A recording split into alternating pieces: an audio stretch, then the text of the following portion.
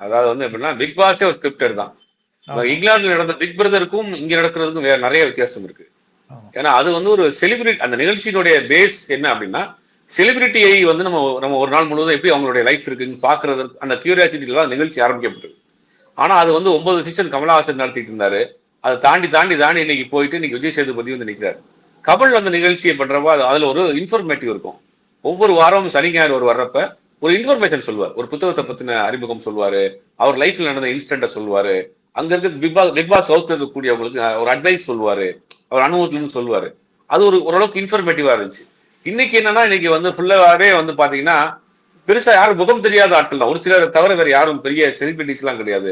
விஜய் சேதுபதி அவரு ஒரு ஒரு ஏனோதானோ அப்படின்ற மாதிரியான ஒரு நார்மலா தான் பண்றாரு, அவருக்கும் பெருசா இன்ட்ரெஸ்ட் இல்லாம போகுது.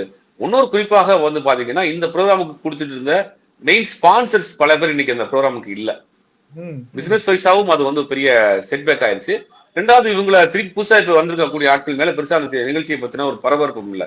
அப்ப இப்ப உள்ள அவங்க பேசுற சண்டைகள், உள்ள பேசுற அந்த டபுள் மீனிங் டயலாக் எல்லாமே முழுக்க முழுக்க அவங்க வந்து ஒரு ஸ்கிரிப்டரா தான் பண்றாங்க. அப்படி பண்ணாதான் அது வந்து வெளியில ஒரு வைரல் ஆகும், அப்பதான் வந்து அதை பத்தி ஒரு பேசு பொருளான்றாங்க. அதுக்கு ஒரு பெரிய பிஆர் டீம் வச்சு பண்ணிட்டு இருக்காங்க. அந்த அதை வந்து கட் பண்ணி போட்டு அதை வந்து சோசியல் மீடியால வைரல் ஆக்குன்னு பண்றாங்க.